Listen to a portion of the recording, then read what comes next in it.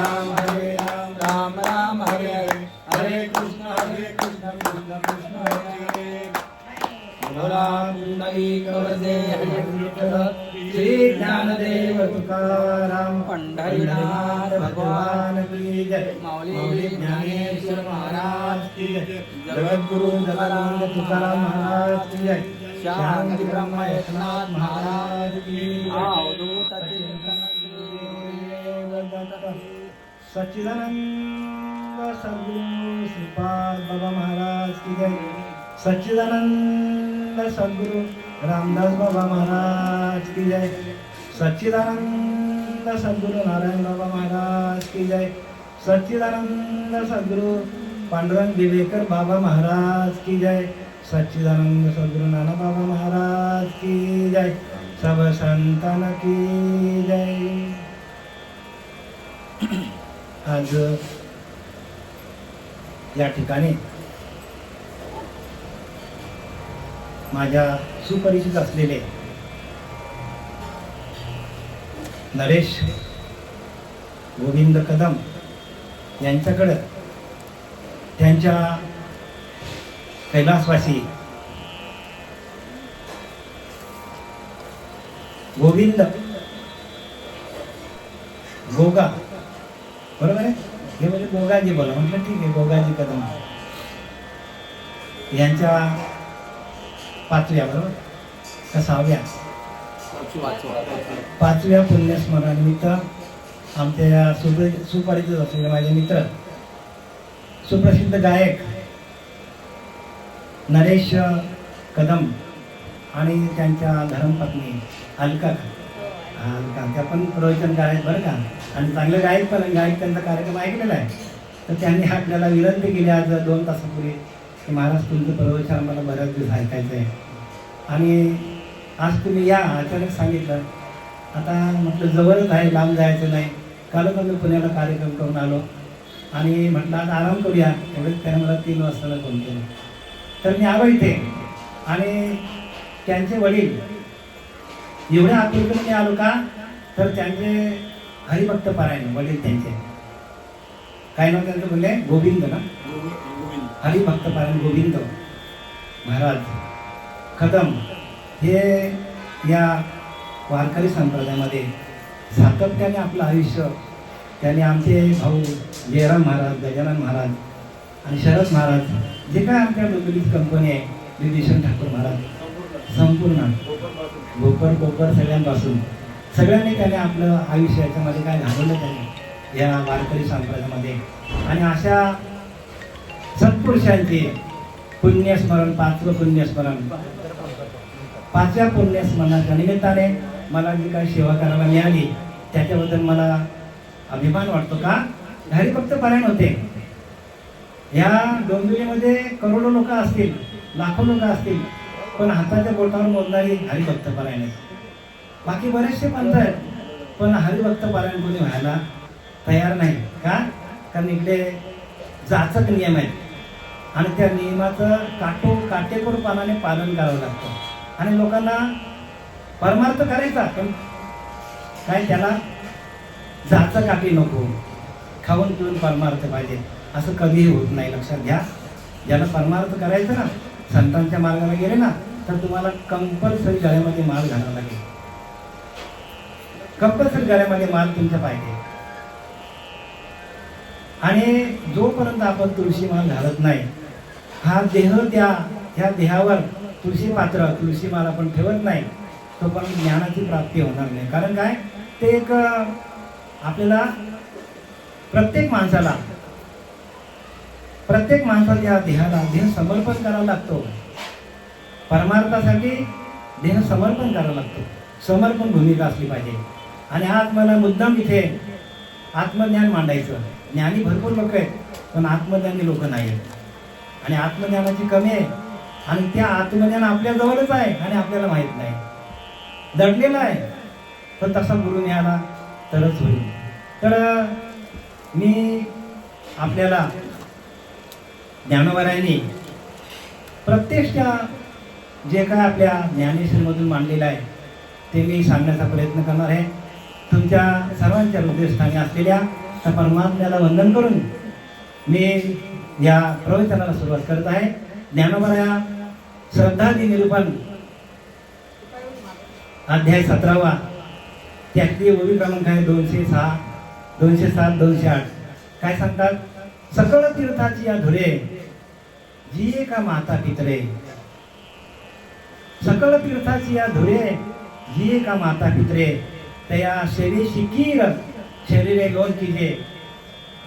आणि संसार ऐसा दारुण जो भेटला असे हरुसीनो, तो ज्ञानदानु सकरुनो भजिजे गुरु. ह्या दोन्ही ओव्यांमध्ये पहिल्या ओळीमध्ये सांगतात की सकळ तीर्थाची या धुरे, म्हणजे सगळी तीर्थ जरी आपण सगळी तीर्थ आपण केली आणि एक आपण आई वडिलांची सेवा केली नाही तर केलेले सगळे तीर्थ फुकट जातात. म्हणजे त्यांना काय सांगायचं, तीर्थाला जाण्यापेक्षा तुम्ही काय करा, काय करत आहे, आई वडिलांची सेवा करा. मातृदेव भव पितृदेव भव. आपल्या संस्कृतीमध्ये काय म्हणतात महाराज, पहिल्यांदा मातृदेव भव म्हणतात की नाही, पितृदेव भव, आचार्य अतिथी नंतर आहेत, बाकीचे देव नंतर आहेत. पण पहिला मातृ आई पहिली देव आहे, नंतर वडील आई वडील देव आहेत, नंतर मातृदेव पितृदेव भव, आचार्य देव भव, आणि मग नंतर अतिथी देव भव. पण ही जर आपल्याला सेवा करता आली नाही तर पुढचा मार्ग आपल्याला खुला होणार नाही. आई वडिलांची सेवा पहिल्यांदा करायला पाहिजे. म्हणून सकळ तीर्थाची या धुरे जी का माता पितरे, तया सेवी शिकीर शरीरे लोन कीजे. म्हणजे त्यांची सेवा करण्यासाठी हा देह जरी समर्पित केला ना तरी पण कमी पडेल. माऊली सांगतात, आणि ते पण श्रद्धादी निरूपण. त्याच्यामध्ये 3 प्रकारचे तप सांगितले. एक कायिक तप सांगितले, एक वाचिक सांगितलंय आणि एक मानसिक तप सांगितले. पण कायिक आणि वाचिकाला एवढं महत्व दिलं नाही तेवढं ज्ञानोबराने कायिक वाचिक आणि मानसिकला जेवढं महत्व दिलं नाही तेवढं ज्ञानोबराने कायिक तपाला जास्त महत्व दिलं. कायिक म्हणजे प्रत्यक्ष आपल्या हाताने पूजा करायची. आई वडिलांची सेवा गोड बोलून सेवा आई वडिलांची होत नाही. आईला गोड बोललं वडिलांना ती सेवा नाही होत. सेवा कशाने होते, आई वडील आजारी आहे, आई वडिलांना बरं वाटत नाही, अशा वेळेला आपण त्यांचे हातपाय दाबणं, त्यांना विचारणं, त्यांना डॉक्टरकडे नेणं, त्यांना वेळेला जेवण देणं, आणि तिथून बरं का ऐका बेटा, तिथून जी आपली सेवा चालू होतो तिथून आपलं पुण्य चालू होतं. पुण्य आपल्याला कमवायचं असेल आई वडिलांकडनं पुण्य कमवा. म्हणून ऐशी कळवळ्याची जात, ऐशी कळवळ्याची जाती कधी लाभावी न प्रीती. आहे का आई वडिलांना काही लाभ? काहीच लाभ नसतं आई वडिलांना. आई वडील कधीच अपेक्षा करत नाही मुलांकडनं की मुलांनी हे करावं ते करावं, काहीच नाही अपेक्षा. अगदी निष्काम सेवा असतो. मुलांनी शिवाय दिलाय काय तरी आई वडील काय बोलत का, निष्काम असते. अशी कळवळ्याची जाती कधी लाभावी, कुठलाच लाभ नाही हो, कुठलाच लाभ मनामध्ये नसतो. आणि म्हणून तर लिहिलंय की सकळ तीर्थाची या धुरे. जेवढे आपल्या महाराष्ट्रामध्ये, भारतामध्ये, भारताच्या बाहेर जेवढी तीर्थ आहेत तेवढी जरी आपण केली, तेवढी सेवा जरी आपण केली तरी आई वडिलांच्या सेवेला ती कमी पडेल. आई वडिलांची सेवा सगळ्यात श्रेष्ठ सांगितली. सकळ तीर्थाची या धुरे जी का माता पितरे, तया शेरे शिकीर शरीरे लोन कीजे. आपला काय करायचं, आई वडिलांच्या सेवेसाठी आपला देह जरी आपण त्याग केला तरी तो कमी पडेल आई वडिलांच्या सेवेला. आता आपल्याला बरं का आपल्यात निघून गेलेले कैलासवासी गोविंद गोगा कदम हे आपल्या कोणाचे, नरेंद्र हरिभक्तपरायण नरेंद्र महाराज यांचे काय तर वडील आहेत. आणि त्या वडिलांनी जे काय कार्य केलं ते त्यांनी मला लिहून दिलेलं आहे. बघा त्यांचं कसं होतं माहिती का, त्यांनी काय काय केलं ते लिहून दिले ते अतिशय माळस होतं, म्हणजे दयाळू मायेल होते त्यांचं व्यक्तिमत्व. दुसरं कष्टाची, त्यांना खूप कष्ट करण्याची आवड होती. आणि खरोखर माणसाला कष्ट करण्याची आवड असावी, शारीरिक असू दे मानसिक असू दे, पण ते कष्टच एक प्रकारचे. पण ते कष्ट करायला माणूस आळस करतो. आळस्य कुतो विद्या, कुतो विद्या कुतो धनम. काय सांगतात? आळशी माणसाकडे विद्या नसणार, विद्या नसणाऱ्या माणसाकडे धन येणार नाही. म्हणून त्याने काय केलं? आता परिपक्व पालन केलं नाही, पुरेपूर पालन केलं. आणि आळशी माणसाला विद्या येणार नाही आणि विद्या माणसाकडे धन नसणार. आज जे वैभव दिसतं ना यांच्याकडे सगळं, ही वडिलांची कृपा आहे, आई वडिलांची कृपा आहे. म्हणून हे वैभव आहे. आई वडिलांनी आपल्या बरं का स्वतः आपण उपाशी राहून पोरांसाठी पालन पोषण करण्यासाठी जे का आयुष्य वेचलं त्यांनी, आणि त्या कष्टाचं फळ म्हणून आपल्याला हे सगळं वैभव दिसतं. त्यांनीच का आपलं कष्ट केलं नसतं तर आपल्याला वैभव दिसलं असतं का? मुलं शिकतील का? मला सांगा. आई वडिलांनी कष्ट केलं तरच मुलं शिकू शकतात ना. कारण हल्ली तर माहीत सांगायला काही पैसा वगैरे भरपूर लागतो शिक्षणाला मुलांच्या. आणि आई वडिलांनी जर कष्ट केले नाही आणि पैसाच नसेल तर उच्च प्रकारचं शिक्षण घेता येत नाही. म्हणून उच्च प्रकारचं शिक्षण मिळण्यासाठी पोरांना आपण जास्तीत जास्त कष्ट करून आपण पैसाही कमवला पाहिजे. पैसा कमवणं सगळ्यात उत्तम आहे, पण त्याचा विनियोग कसा करायचा हे तेवढंच महत्त्वाचं आहे. नाही तर काही लोक भरपूर पैसा कमवतात आणि विषयांवर घालवतात. तसं झालं की माणसाची शिल्लक कमी होतो. माणसाची शिल्लक कशातून कमी होतो? तर पैसा आपण कुठं वापरायचा, कुठल्या क्षेत्रामध्ये वापरायचा हे माणसाच्या हातात असतं. काही लोक विषयांवर घालवतात आणि मग माणसाची हळूहळू पुण्याही कमी होते आणि पुण्याही कमी झाला की मग घराचा ऱ्हास होतो. आणि म्हणून आपण पैसा कुठे लावला पाहिजे? तर मुलांच्या शिक्षणासाठी लावलं पाहिजे. चांगली मुलं असतील तर कोणी बिझनेस करणार असेल, कोणी शिकणार असेल तर त्याला शिकू द्या. आणि त्याने लिहिलंय की जत्रेमध्ये कुल्फी विकायचे, बटर विकायचे बरं का, आणि त्यातून आलेल्या पैशातून पुस्तकं, शाळेची पुस्तकं घ्यायचे. म्हणजे किती आवड असेल बघा त्यांना, शिक्षणाची आवड आहे हो. असेच हलाखीचे दिवस 50-60 वर्षापूर्वी होते. हे आम्हाला माहिती, आम्ही जाणलंय ना. आमची तीच परिस्थिती होती. म्हणून मला एक मुद्दाम सांगावंसं वाटतं. आणि भक्ती मार्गाची आवड त्यांना लहानपणापासून होती. आणि लक्षात घ्या, भक्ती मार्ग आहे ना तोच आपल्याला शेवटीला उपयोगाला येतो. म्हणून इहलोक साधण्यासाठी जाणत्याची संगत घालणे. इहलोक तुम्हाला साधायचं असेल जाणता पाहिजे हो, पण परलोक साधण्यासाठी सद्गुरू पाहिजे. परलोक म्हणजे इहलोकातून आपला देह गेल्यानंतर परलोक गमन आपलं करायचं असेल तर आपल्याला गुरूंनी दिलेल्या त्या नामाची आपल्याला आवड असली पाहिजे, त्या भजनाची आवड असली पाहिजे, भजनानंदाची आवड असली पाहिजे. भजनानंदामध्ये आपला देह ठेवता यायला पाहिजे. ते पुढे मी सांगेन तुम्हाला बरं का. अमरराय केमिकल्स कंपनीमध्ये ते कामाला होते पहिल्या. त्यामुळे आता कंपनी आहे का ते पण माहीत नाही मला. शाळा होती ना, आता बंद झाली. हां, आणि बरं का तिथे खूप कठीण काम होतं. तिथे काम हार्डवर्क होतं खूप तिथं. आणि गरम आणि लाल बुंद लोखंड भट्टीतून बाहेर काढायचे आणि त्याला आकार द्यायचे. रक्ताचं पाणी व्हायचं. मी प्रत्यक्ष भेट दिलेली बरं का. मी त्या कंपनीला भेट दिलेली आहे. हां, अहो काय त्या गरम सर्यावर बाहेर येतात, खूप बेकार आला. आम्ही तर पाळवलंच तिथनं. आणि तुम्हाला माझा पसंत असा, मी त्यावेळेला 10वी-11वीला असेल त्यावेळी मी हे बघितलं सगळं आणि म्हटलं हे कोण काम करतो. आणि म्हणून ते बघून मी माझा BA केला आणि लॉ केलं. मग शिक्षण घेतलं. बरं हे कोण करत बसतो. मला स्वतःलाच वाईट वाटलं, एवढं हार्ड मी नाही काम करू शकत. आणि त्यांची तीच अवस्था होती यांच्या वडिलांची. आणि म्हणून त्यांनी पुढे शिक्षण घेतलं बरं का. आणि मुलुंडमध्ये जॉन्सन अँड जॉन्सन कंपनीमध्ये कामाला होते ते बरं का. कामगारांच्या भवितव्यासाठी त्यांनी लिडरशिप केली बघा. लिडरशिप केली कामगारांच्या भवितव्यासाठी. म्हणजे प्रत्येक कामगाराचा घर चाललं पाहिजे आणि व्यवस्थित चाललं पाहिजे आणि त्यांना पगार व्यवस्थित मिळाला पाहिजे. कारण ते कामगार दिवसभर कंपनीमध्ये काम करणार आणि जे काही कामगार तिथे आपला श्रमदान करतात त्याचा मोबदला त्यांना योग्य मिळावा म्हणून त्यांनी लढा दिलेला आहे. म्हणजे केवढा मोठा लढा आहे बघा. आणि हे काम प्रत्येकाला जमत. म्हणजे त्यांचं व्यक्तिमत्व तसं डॅशिंग होतं थोडक्यात. म्हणजे त्यांना अन्याय सहन व्हायचा नाही. आणि असा अन्यायाला लढा देणारी माणसं हरिभक्त पारायण झाले पुढे, तिथे थांबले नाही ते.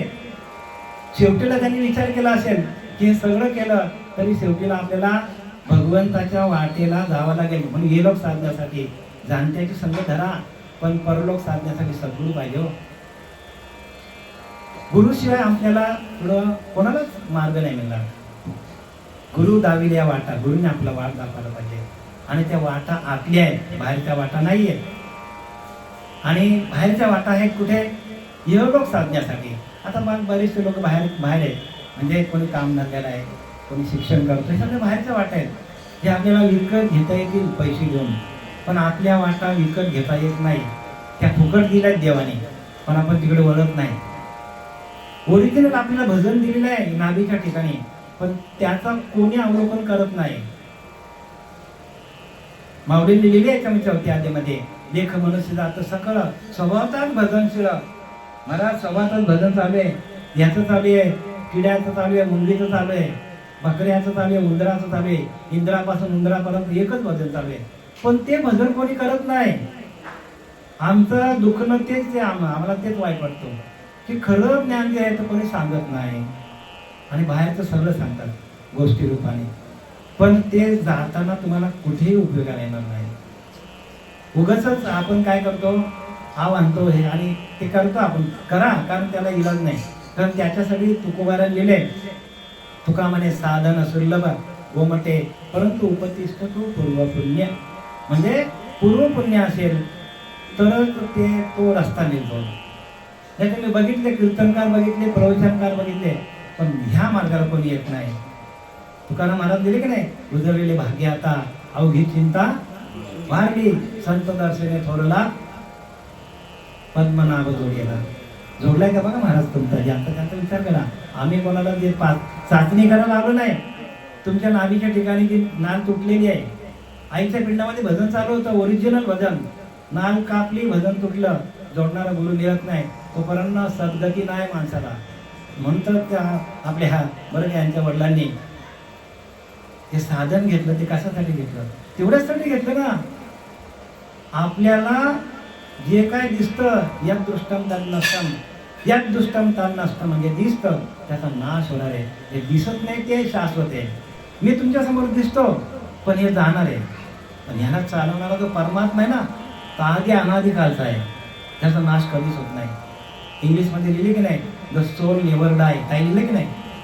इट इज व्हेरी एन्शियंट, खूप पुरातन येतो.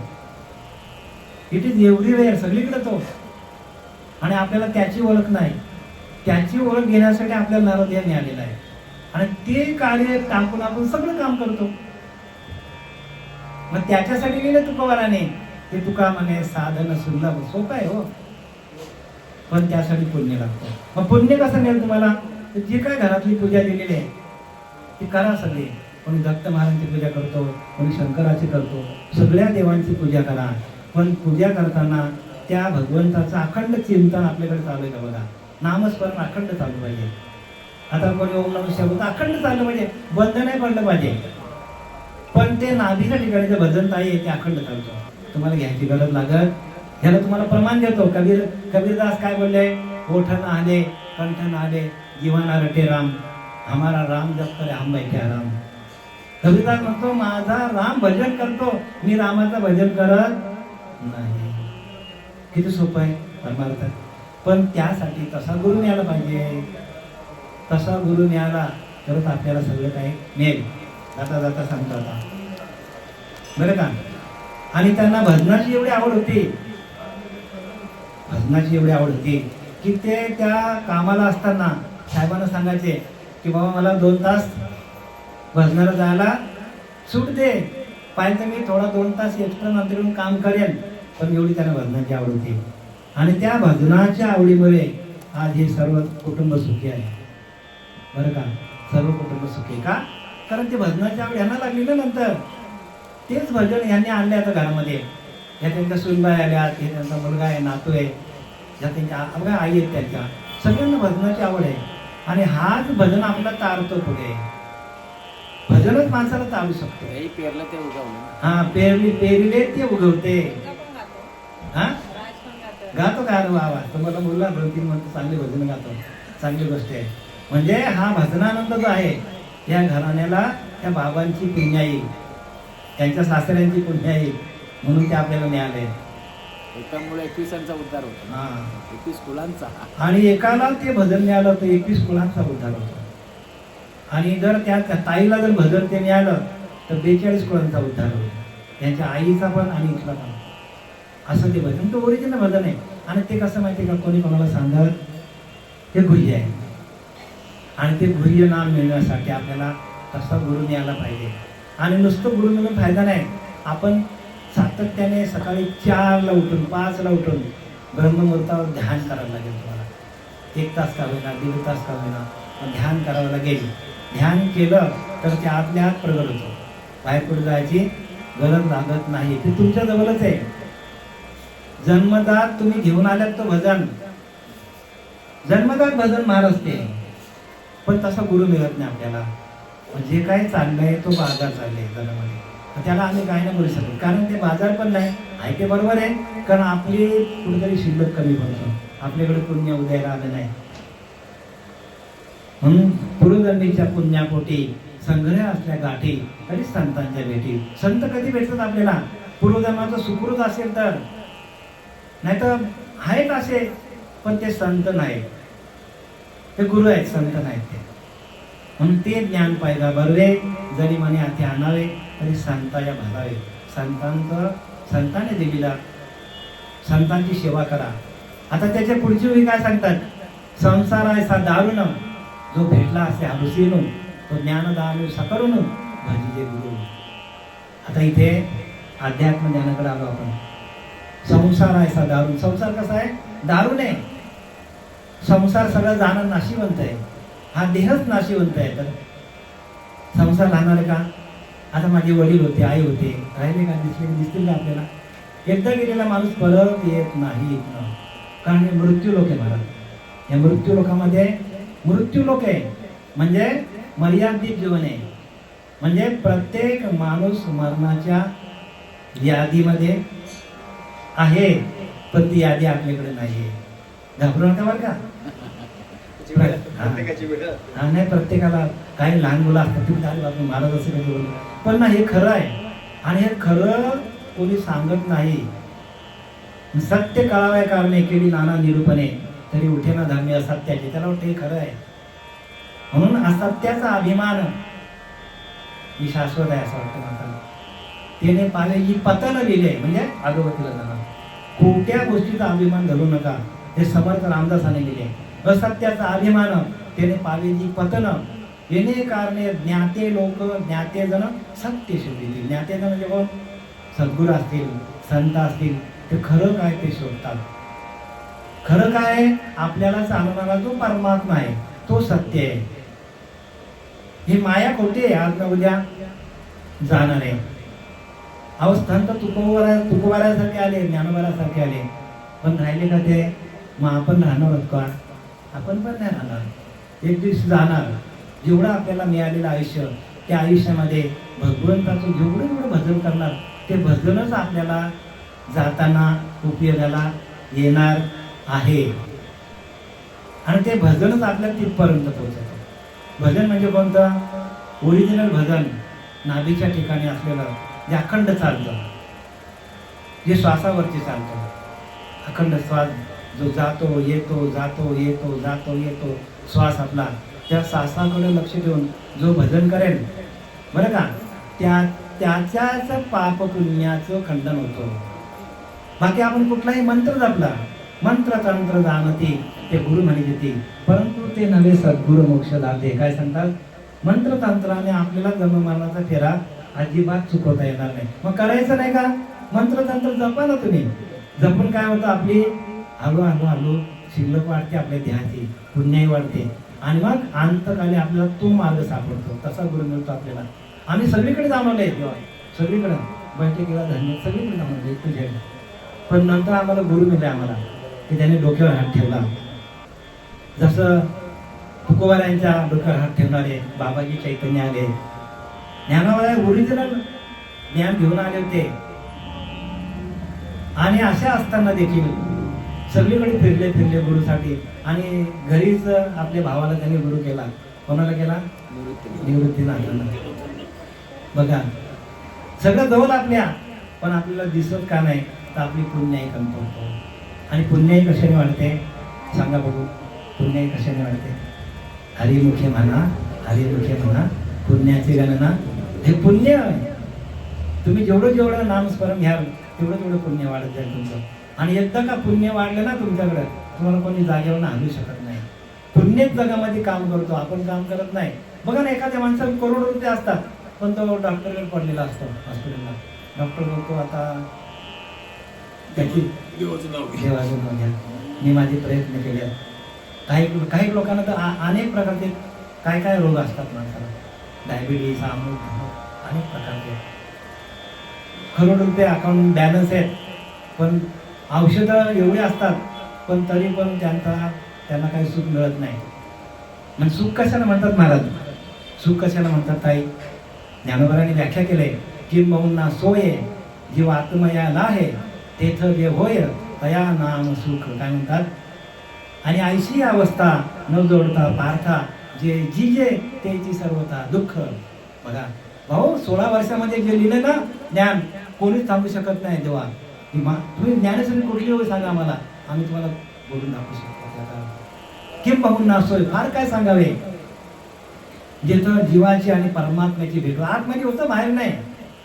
जीव आणि शिव आतमध्येच आहे. जीव शिव दोन्ही बैसुनी एका आसने, दयाच्या हृदय भवनी विराजिते. एका आसनावर बसले तुम्ही ना, जीवाशिवाची भेट होतो. ताई, जीवाशिवाची भेट होतो, आणि ती भेट करून घ्या. त्याशिवाय माणसाला मुक्ती नाहीये. ध्यानाला बसणारा गुरु करा, ध्यानाशिवाय दुसरा पर्याय नाहीये. ध्यान करा, तुम्हाला कुठेच जायची गरज नाही. हा आवाजाला तुमचा नाभीपासून फुलला ना, तर तुम्हाला सगळे लोक डोक्यावर उचलून घेतील. तर नाभीपासून आवाज, पण त्या भगवंताचा साथ असू पाहिजे. किंबहुना सोय जीव आत्मयाला आहे, म्हणजे जीवाची ना परमात्म्याची भेट होतो, तेथं जे होय आणि तिथं जी अवस्था होतं त्या अवस्थेला महाराज सुख म्हणतात. सुख म्हणजे बंगला आली, गाडी आली, 4 BHK आला, सुख नाही, दुःख ते सगळं. मी बोलत नाही, ज्ञानोबा सांगतात. तर बाबुल महाराज आले होते, बाबुलनाथ महाराज, आणि ते सांगत होते, नाही, सुख तिथं नाही. किंबहुना सोय जीव आत्मयाला आहे, तेथं जे होय तया नाम सुख, त्याला सुख म्हणतात. बघा ना, जीवाची परमात्म्याची भेट करून घ्या. तुमच्याकडे सुख, तुमच्या पायाशी पाणी वाढेल सुख, एवढं सुख आहे त्याच्यामध्ये. ध्यानाला बसवत आम्ही 2-2 तास उठत नाही देवा, असं वाटतं कोण नाही उठायलाच बरं आम्हाला, एवढं सुख आहे तिथे.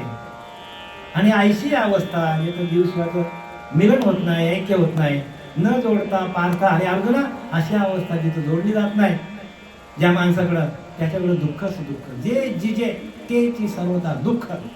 जे जगणं आहे त्याला दुःख म्हणतात. बघा, 16 वर्षामध्ये माऊलीने व्याख्या केली. कोण करेल का मला सांगा? म्हणून जगाची माऊली आहे ती. म्हणून प्रत्येक ठिकाणी जिथे सुख असो, दुःखाचा कार्यक्रम असो, तिथे ज्ञानोबरांची ज्ञानश्री पूजली जाते. का? पहिल्यांदा तिचं पूजन करतात, दिवा लावून घेतो आणि ज्ञानोबरांचं नाव घेतो, आणि मग भक्तीला सुरुवात करतो. ही भक्ती खरी आहे. म्हणून संसार ऐसा दारुण, जो भेटला असे हरुषीनो, तो ज्ञान दानू सकरून भजिले गुरु. ज्ञान दान करणारा गुरु मिळाला पाहिजे. दान सगळेच करतात, कोणी पैसा दान, कोणी गाय दान, कोणी धनधान्य दान, अनेक प्रकारची दान आहेत. पण ज्ञान दान करणारा गुरु मिळणार नाही. ज्ञान दान करणारा गुरु पासून ज्ञान तर पाहिजे गुरुला, तो आत्मज्ञान तर पाहिजे दान करण्यासाठी. ज्यांच्याकडे नाही ते दान काय करणार? बरेचसे असे पंथ आहेत, आम्ही नाव घेत नाही, आत्मज्ञानाच्या गोष्टी कोणी सांगत. देव कुठे? आपल्या आत्मज्ञान आपण शोधतो नाही. देव जवळी नव्हे, अंतरी, पण भेट नाही, मरेपर्यंत भेट नाही. तोच आपल्याला चालू, तरी त्याची भेट होत नाही. आणि त्याची भेट करून घेण्यासाठी आमच्यासारखे लोक येतात, आणि मग आम्ही त्यांना अनुग्रहित करतो आणि जीव शिवायचं ऐक्य करून देतो. डोक्यावर हात ठेवल्या तुम्हाला प्रगट होणार. एवढा सोपा आहे. सोपे वर्म सांगितले संती. सोपायचा आहे, सोपा आहे आणि वर्माचा आहे. वर्म कोणी सांगत नाही. दोन्ही दिसती सारखी, वर्म जाणे तू पारखी. हे वर्माचं आहे, आणि हे कोणाला कोणी सांगत नाही. का सांगत नाही? त्यांच्याकडे नाही तर सांगणार काय? आणि ज्यांच्याकडे आहे ते सांगायला येतात, तर मग ते अटी असतात जाचत. माल घाला, नाही माल नाही घाला, माल घालायला तुम्ही तयार होत नाही का? तर त्यांना विषय भोगायचे, त्यांना पत्ते नको. पथ्य नको विषयामध्ये त्यांना. आणि इथं लक्षात ठेवा, इथे विषयच आपल्याला काय करतात, आपला ताबा घेतात. आणि विषय ताबा घेतल्यामुळे आपण काय करतो, आपण ह्या मृत्यू लोकांमध्ये अडकतो. ज्यांच्याकडे कुठलेच विषय नाही ते मुक्तच आहे. प्रत्येक माणूस मुक्त आहे, पण तो बद्ध का झाला? विषयाने बांधला गेलेला आहे. विषय जनित जे जे सुख तेथेच आहे परम दुःख. बघा, विषय जिथे भोगतो तिथेच दुःख आहे. पूर्वी सुख आणि दुःख नेमच आहे हो. विषय भोगताना माणसाला बरं वाटतात, पण त्याची बिला आली ना भोगायला, तर मग माणसाची फाटते. जसं गळ गेल तर गोड वाटे, पण ओढून घेता आहे की नाही? माणसाला बरं वाटतं, असं वाटतं आमिष आहे, गांडूळ आहे, कोलंबी आहे, खातो. खाल्यावर वरती आहे ना, खेचतो लगेच, आला आला आला लगेच खेचतो त्याला, धरून खेचतो त्याला आणि आपटतो त्याला. मोठा मासा असतो मग त्याचा जीव कसा जातो? तसे आपल्याला विषय यमासारखे आहेत. प्रत्येक माणसाला ते ताबा घेतात विषय शरीराचा. आणि एकदा का त्याने देहाचा ताबा घेतला की माणसाला स्वतःला कळत नाही माणूस काय करतो. आणि म्हणून विषय पोटी माणसाला जन्म घ्यावा लागतो. विषय आहेत ना, त्यांच्यासाठी माणूस जन्माला येतो. म्हणून विषय जनित जे जे सुख तेथेच आहे परम दुःख. दुःख कुठे? विषयांच्या ठिकाणी आपण गेलो की आपल्याला दुःख आहे. म्हणून संसार आहे सा दारुण, जो भेटला असे आरुसेनो, तो ज्ञान दानू सकोनो भजिते गुरु. त्या गुरुला तुम्ही भजा. की ज्ञानदान, ज्ञान म्हणजे काय हो? ज्ञान म्हणजे पाहाव्या आपणाशी आपण ज्ञानावर ज्ञान. आपण आपल्या आत्मस्वरूपाशी एकरूप राहणं, आपल्या अंतरीच्या अंतरात्म्याशी एकरूप राहून त्याचं भजन करणं, याला ज्ञान म्हणतात. ज्ञान म्हणजे वाचणं म्हणजे ज्ञान नाही बरं का. सगळ्या 4 वेद 6 शास्त्र 18 पर्यंत वाचणं म्हणजे ज्ञान नाही. ते तुम्हाला कुठे उपयोगाला येणार? ते तिथंच राहणार. ज्ञान म्हणजे काय? आपल्या अंतरीच्या अंतरात्म्याशी एकरूप होऊन त्याचं भजन करणं. बरं, हा अंतरात्मा आजचाच आहे का? अनंत काळाचा आहे तो. आज पण, काल पण होता, याच्या आधी पण हा अंतरात्मा कुठेतरी होता, आज पण माझ्याजवळ आहे, याच्यानंतर पण तो असणार.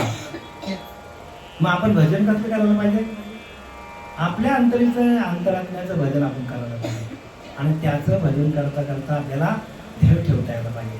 आणि तो आपण जर भजन करता करता आपण ध्येय ठेवला तर आपल्याला सहज मोक्ष आहे. म्हणून संतांची संग करा. संतांची संगती गेला तो संत होऊन संत संग करा. काही नका करू, संत संग करा. पूर्वीचा धागा उद्योग. संतांचे संगती गेला तो संत होऊन ठेला. इतर जणांशी उद्योगाला कृपाळू बने. असे संतांचे महिमान संत संगे होते ज्ञान. संतांची संगत केली तर ज्ञान होतं. ज्ञान कोणाकडे? संतांकडे. पण ते संत ओळखता आलं पाहिजे आपल्याला. आणि आपल्याला संत ओळखता आले तरच आपल्याला पुढं जाण्याचा मार्ग म्हणजे मुक्तीचा मार्ग संतांकडे आहे. संतांना शरण जायला पाहिजे. आणि तसे संत आपल्याला भेटण्यासाठी आपल्याला अनेक जन्मांचं पुण्य लागतं. आणि आपल्याकडे पुण्य कमी पडत असेल तर जी काय त्याच्यासाठी 4 उपाय सांगितले त्यांनी. काय? की चतुर्दश ब्रह्मनाम म्हणजे 4 चतुर्दश म्हणजे 4 प्रकारच्या पूजा करायला सांगितले संत रामदासांनी. एक त्या नाना प्रतिमा आणि सगळ्या प्रतिमांची पूजा करायची. दुसरा तो अवतार महिमा, राम कसा होता, कृष्णाने काय केलं, रामाने काय केलं, त्याच्या लीला, त्या लीला वाचा. कृष्ण परमात्म्याने लीला कशा केल्या ते सगळे वाचा तुम्ही. त्या लीलांमधून तुमचा भाव तयार होईल. दुसरा तो अवतार महिमा, तिसरा तो अंतरीचा अंतरात्मा आणि चौथा तो निर्विकारी म्हणजे निर्विकारी पर्यंत पोहोचायला लागेल आपल्याला. चतुर्दश ब्रह्मनाम. एक त्या नाना प्रतिमा, सगळ्या प्रतिमांची पूजा करा. पूजा सगळं करा बरं का तुम्ही. जे तुमच्या घरामध्ये फोटो असतील, बजरंगबलीचे असतील, ज्ञानोबरांचे असतील, तुकोबारांचे कुठले असतील फोटो, त्या सगळ्यांची तुम्ही पूजा करा. दुसरा तो अवतार महिमा म्हणजे राम अवताराला येऊन त्याने काय काय कार्य केलं हे सगळं तुम्ही वाचन करा. कथा ऐका तुम्ही. कृष्ण परमात्मा आला, त्याने काय केलं तर त्याने जेवढ्या लीला करून दाखविल्या त्या लीलांचं वाचन करा, त्या लीलांच्या कहाण्या ऐका, भागवत कथेला जावा, सगळीकडे करा. आणि तिसरा तो अंतरिष्ठ अंतरात्मा, म्हणजे आपल्या अंतरीच्या अंतरात्म्याशी एकरूप कसं व्हायचं, त्याचं भजन कसं करायचं. आता मला सांगा, आपल्याला चालवणारा आपला देव आतमध्ये की नाही, का बाहेर देव? काय ताई? मग आपला अंतरीचा अंतरात्मा जर आपल्याला सोडून गेला तर आपल्या घरावर गर्दी होतं की नाही? लगेच गर्दी होतं ना आपल्या घरावर. मग जर आपण त्या अंतरीच्या अंतरात्म्याचंच भजन केलं आणि भजन करता करता आपल्या अंतरीच्या आपला अंतरीचा अंतर मग कसा आहे, तर चैतन्य स्वरूप आहे. कसा आहे? कसा आहे तो चैतन्य स्वरूपामध्ये, म्हणजे आपल्या रोमारोमामध्ये जे काही भजन चालू आहे, रोमारोमामध्ये आपले भजन चालू आहे प्रत्येकमध्ये. आता मी जे काय बोलतो ते चैतन्यावर बोलतो की नाही? माझ्यातलं चैतन्य गेलं बोलेन का तुमच्याशी? आता हे सगळे आता भजन गाणार, ते कशाचे देव गाणार? त्यांच्या आतमध्ये असलेलं ते चैतन्य आहे. परमात्मा कसा आहे? चैतन्य स्वरूप आहे, आणि ते चैतन्य बाहेर पण आहे. म्हणून लिहिले आत हरी बाहेर हरी, हरीने माझं आत पण तो आहे आणि बाहेर पण तो आहे. पण आतलाच कळला नाही तर बाहेरचा कसा कळेल? म्हणून तिसरा तो अंतरीचा अंतरात्मा. मग अंतरीच्या अंतरात्म्याचं भजन कसं करायचं हे कळलं पाहिजे. आणि आता मी तुम्हाला सांगतो, आपण आता नेहमी भाजीमध्ये, आपण एखाद्या भाजीमध्ये आपल्या आपण करेला खाला तर आपल्या ढेकर कसले येतात? करेल्याचेच येणार. कांदा खाला तर कांद्याचेच येणार, बरोबर ना? अनुभव कसल्यानं आपला नाही ना. आता ढेकर आला, आणि बापूंनी काय खाल्लं दुपारी? हां, लसूण खाला, लसणाचे ढेकर येतात ना आपलं ढेकर, लसणाचे लसूण खाला. मग जर आपण अंतरीच्या अंतरात्म्याची पूजा केली तर आपल्याला अनुभव कोणाचे येणार? कुठल्या देवाचे येणार? आपल्या अंतरीच्या अंतरात्म्याच्याच आपला अनुभव यायला पाहिजे. बाहेर देव नाहीये, बाहेर व्यापक देव, बाहेर सगळीकडे परमात्मा भरलेला आहे. अर्जुना मी नसे ऐसे कवन ठाव असे, परी प्राण्याचे दैवत असे मातेनं देखती. भगवंत सांगतो अर्जुनाला, युद्ध भूमीवर सांगतो, अर्जुना मी नाही असं ठिकाणात सगळीकडे मीच भरलेला आहे, पण प्राणी निर्दैवी आहे, तो मला बघत नाही, मलाच बघत नाही, मी त्याच्या आतमध्ये. सर्वांच्या हृदय देशी नियामुख आयशी, जी बुद्धी स्फुरे हरणशी, ते वस्तुगामी. बघा, अर्जुनाला सांगतो भगवंत, सर्वांच्या हृदय देशी मी आमुख आयशी, जी बुद्धी स्फुरे हरणशी, ते वस्तुगामी, ती वस्तू मी आहे म्हणतो. तुमच्या हृदयामध्ये भगवंत आहे. परी संता संते वसता, संतांची संगत केली तर माहीत पडेल. योग ज्ञाने पैसता, योगाभ्यास केला, ध्यानाला बसले. सावाध्यामध्ये त्याने सांगितले, योग अभ्यास योग किंवा ध्यान योग किंवा आत्मसंयम योग, सावाध्याय याच्यामध्ये आहे. त्यामुळे संपूर्ण ध्यान कसं करायचं ते दिलंय, आणि एक ध्यानच तुम्हाला त्या ज्ञानाकडे नेईल. जो ध्यान करत नाही त्याला ज्ञान अजिबात नाही असं समजायचं. ज्ञान आहे, त्याला भरपूर ज्ञान आहे, पण आत्मज्ञान नाही. इथं लिहिलं, आत्मज्ञानाविना पार्था सर्व कर्म निरर्थकम. जन्माला आल्यापासून मरेपर्यंत आपल्याच आत्म्यात आपल्याला ज्ञान नसेल तर केलेले सगळे कर्म फुकट जातील, असं कोणी सांगितलं आहे? असं भगवंताने सांगितलं अर्जुनाला. पण आत्मज्ञानाविना पार्था सर्व कर्म निरर्थकम. जे केलं तर फुकट जाणार. मग आपल्याला काय पाहिजे? आत्मज्ञान पाहिजे. आपल्याच अंतरीच्या अंतरात्म्याशी एकरूप कसं व्हायचं, त्याच्यासाठी एक भजन आहे, आणि तो भजन नामाच्या माध्यमातून देतो. ते नाम कोणी कोणाला सांगत नाही. एखादा माणूस म्हणे रामकृष्ण हरी, हे नाम नाही, ओम नमस्ते हे नाम नाही आहे, नाम खूप वेगळं आहे, ते कोणी कोणाला सांगत नाही. मग तुम्ही तशा गुरुला शरण गेलं, मग त्याने शपथ पण दिला, आधीच जण उद्धट यात गुह्य करू नका प्रगट, मोडेल भक्तिभावाची वाट, संत जण कोप दिलं. म्हणून संतांची काय कोप होईल आपल्याला, म्हणून कोणी कोणाला सांगत. मग एका ठिकाणी बसवतात, डोक्यावर हात ठेवतात, तुपाची पेरणी करतात, आणि ते नाम दिलं जातं, आणि मग आपला रोम रोम भजन करतात. आपल्याला नाम घ्यायची गरज लागत नाही.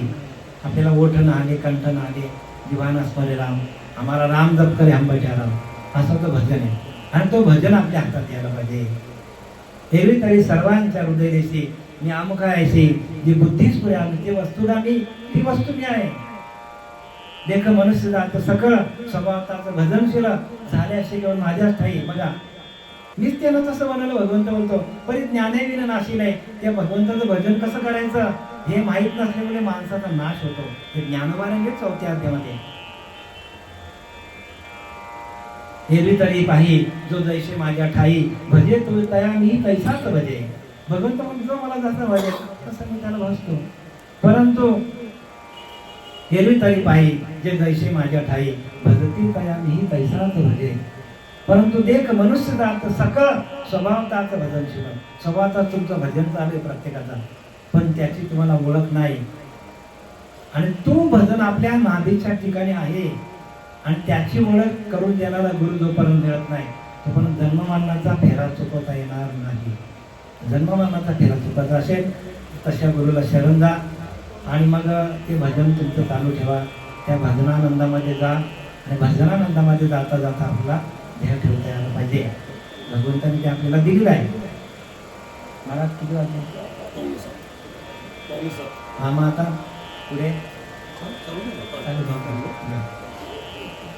तर असा आपल्याला जो भजन दिलेला आहे आणि ह्या भजनाची ओळख करून देणारा गुरु सामर्थ्यवान असतो बरं का. म्हणून ते दिलेले की ना रामाशी राम ठाऊक असता तर का शरण जाता वैशिष्टा. रामाला जर त्या ज्ञानाची ओळख असती मग त्याने गुरु का केला असता. मग प्रत्यक्ष राम भगवंत असताना तो वशिष्ठांना शरण गेलाय.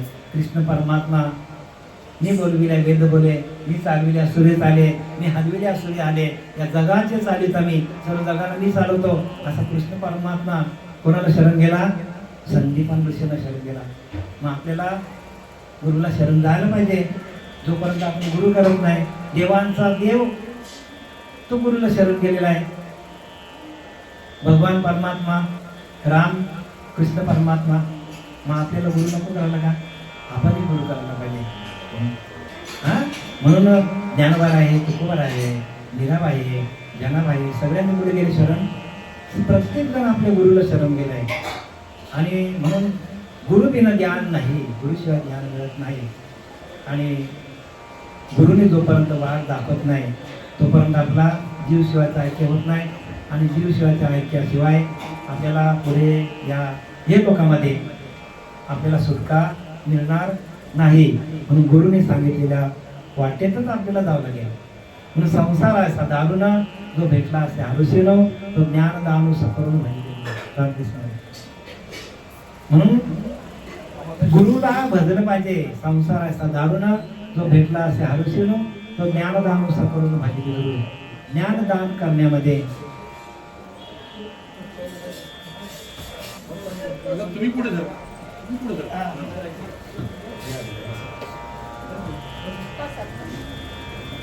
संतांचे अंग लगे पापाचे जिल्हे गंगे त्याने संत संगे सुचित्व कैसे.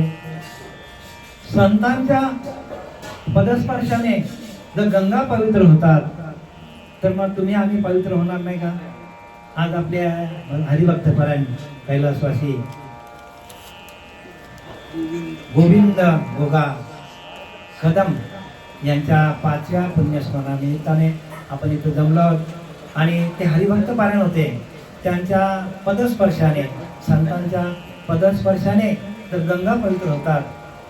आणि तर आपण पवित्र होणार नाही का? संतांचे अंग लगे पापाचे जिरणे गंगे त्याने संत संगे सुचित्व कैसे.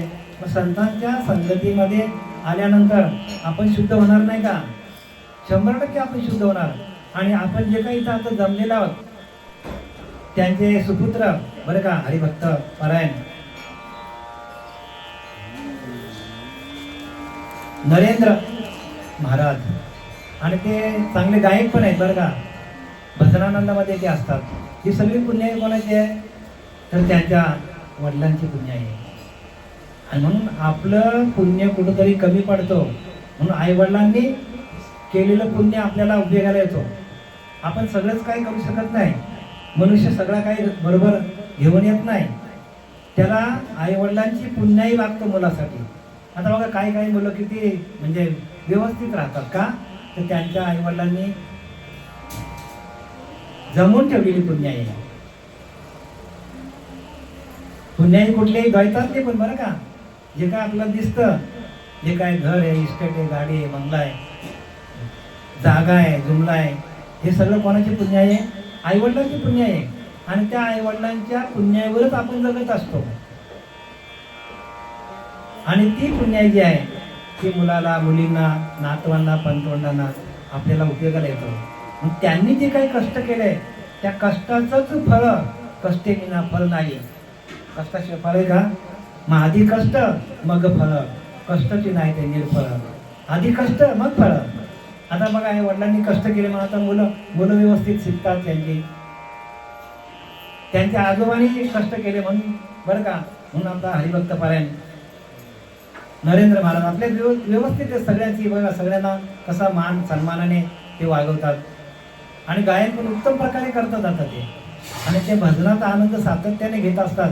आणि वडिलांच्या पावलावर पाऊल ठेवून चाललेले आहेत. म्हणून लिहिलं काय, ज्ञानोबारांनी लिहिले 3ऱ्या अध्यायामध्ये, इथं वडील जे जे करते तया नाम धर्म ठेवते. वडील ज्या पावलाने चालतात त्या पावलावर पोरं चालतात. आता बघा, माझं स्वतःच सांगतो, मी बिझनेसमॅन आहे, त्यामुळे माझा मुलगा पण बिझनेसमॅनच झाला. कारण इथं वडील जे ते करते, जे घरामध्ये जसं शिक्षण असेल, वडील जर असे असतील तर मुलं पण तसेच निघतात. म्हणून वडिलांनी सांभाळायला पाहिजे. इथं वडील जे जे करते तया नाम धर्म ठेव. त्याला धर्म म्हणतात. धर्म कशाला म्हणतात? वडिलांनी चांगलं कार्य केलं तर त्यांच्या पावलावर पाऊल ठेवून मुलं पण तेच कार्य करतात. हेच वडील जे जे करते तया नाम धर्म ठेवते. येर त्या अधिष्ठिती सामान्य सकळ. म्हणजे सामान्य लोक जे आहेत तर ते कोणाच्या पावलावर पाऊल ठेवून चालतात? मोठ्यांच्या. मोठे जसं वागतील त्याप्रमाणे लहान वागतात. मोठे जर खोटे निघाले तर लहान पण खोटे निघतात. कारण शेवटीला आचरण कोणाचं आहे? मोठ्यांचं आचरण. मोठ्यांकडे बघून माणूस छोटी माणसं करतात ना. वडिलांना जर हात जोडायची सवय असेल तर मुलं पण 100% हात जोडणार. वडील जर ताटत असेल असा तर मुलं पण तसेच निघतात. मग त्याच्यामुळे काय होतं? मुलांकडे बघून वडिलांचं नाव खराब होतं. यांचा हा कोणाचा मुलगा, हा तसाच असतो. वडिलांनी शिस्त पाळली पाहिजे. याचं वडील जे जे करते तया नाम धर्म ठेवते. ये त्याच्या अधिस्थिती सामान्य सकळ. ऐसे हे बरं का, ऐसे हे स्वभाव होतं. म्हणून कर्म न संडावे. म्हणून कर्म टाकायचे नाही. विशेष आचरावे लागे संती. संतांनी कर्म टाकायचं नाही. कर्म पहिल्यांदा करायचं, उद्योगधंदा पहिला करायचा. आणि काय काय माणसं बघितली नाही, ते नुसतेच भक्ती मार्गाला लागलेत आणि कामधंदा सोडून दिलाय. मग त्यांची मुलांची वांदे, खाण्याचे, पिण्याचे, शिक्षणाचे सगळे वांदे झाले. जोडून धन उत्तम व्यवहार. महाराजांनी सांगितलं, धन जोडा, उत्तम व्यवहार ठेवा, व्यवहार चांगला ठेवा. बघा, तुम्हाला खरं सांगतो मी, ते हा कर्म फालो त्यागो आवडे की असरगो परंतु योगामध्ये योगू धुरेचा ज्ञानोबारांनी सांगितलंय. म्हणजे अर्जुनाला सांगितलंय भगवंताने, कर्म फल त्याग. कर्म करा, कर्म टाकू नका, पण कर्माच्या फळाची अपेक्षा करू नका. ती फळाची अपेक्षा माणसाला त्रास देतो. आपण ध्यानाला बसलो, आपण भक्ती मार्गामध्ये गेलो आणि आपण फळाची अपेक्षा केली तर भक्तीचं खंडन होतं. जे आपण कर्म करणार ती कर्म आपल्याला भगवंताला अर्पण करता यायला पाहिजे, तिथल्या तिथेच लगेच. आणि आपण काय करतो, एखादं चांगलं कार्य आपल्या हातातलं झालं, सन्मान झालं तर लगेच आपण ताटा घेऊन तोच निघतो.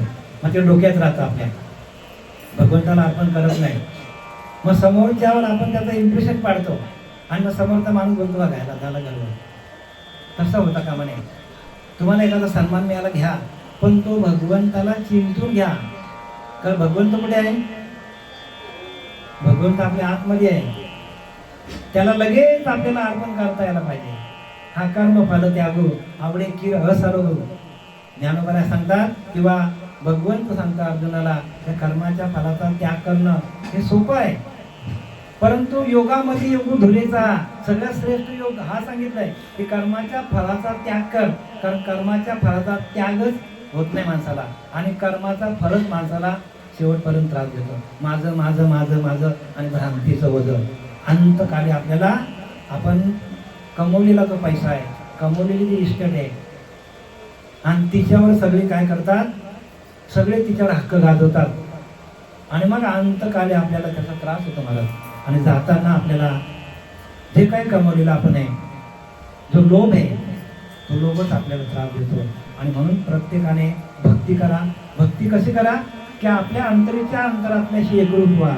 आणि जे जे आपल्या हातातनं कर्म होईल ते तिथल्या तिथेच आपल्याला अर्पण करता यायला पाहिजे. तिथल्या तिथेच आपल्याला एखाद्याने चांगलं पारितोषिक मिळालं, पैसा आला, सगळं आला, घर आला, इस्टेट आली, तरी आपल्याला अजिबात गर्व होता कामा नये. हे मदतीपासून झाले परंतु म्या नाही केले, ऐशे जेणे जाणितले तो सुटला का. ज्ञानोबा सांगतात हे मदतीपासून झाले. हे सगळं इस्टेट, घर दार, इस्टेट, दौलत, बंगला, गाडी सगळा हे मी केलंय. पण मी केला नाही, माझ्याकडनं भगवंताने करून घेतलाय, असा भाव ठेवा. म्हणजे आपल्याला गर्व होणार नाही. नाहीतर तुम्हाला सांगतो हा अहंकार आहे ना, अहंकार हाच माणसाची वाटवतो. म्हणून माऊली सांगतात हा अहंकार सांडीचे माहितीच वस्तू होईचे. आपली सस्ती सोडली आपणच केली, आपली सोडवणूक आपणच करतो. हा अहंकार सांडीचे, अहंकार टाका, मग असतीच वस्तू होईचे. मग आपण परब्रह्मच आहोत. आपल्याकडनं काम कोण करून घेतो? आपला अंतरीचा अंतरात्मा आहे, तोच आपला देव आहे. तो आपल्याकडनं काम करून घेतो आणि या देहाला फुकटच गर्व चढतो. मी चांगलं गायलं, हा माणसाला गर्व होतो. मी चांगलं वाजवलं, हा माणसाला गर्व होतो. तिथंच अर्पण करा. देवा मी नाही गायलंय, माझ्याकडनं तू गाऊन घेतलं, असा भाव केला तर तुम्ही जगामध्ये खूप पुढे जा. नाहीतर सगळी लोक तुमच्या तोंडावर तुम्हाला चांगले बोलतील आणि तोंड फिरलं की लगेच असं करतात. म्हणून अजिबात घेऊ नका. म्हणून हा अहंकार सांडीचे, ज्ञानोबाला मी नाही बोलत, ज्ञानोबाला लिहिले याच्यामध्ये, हा अहंकार सांडीचे माहितीच वस्तू होईल.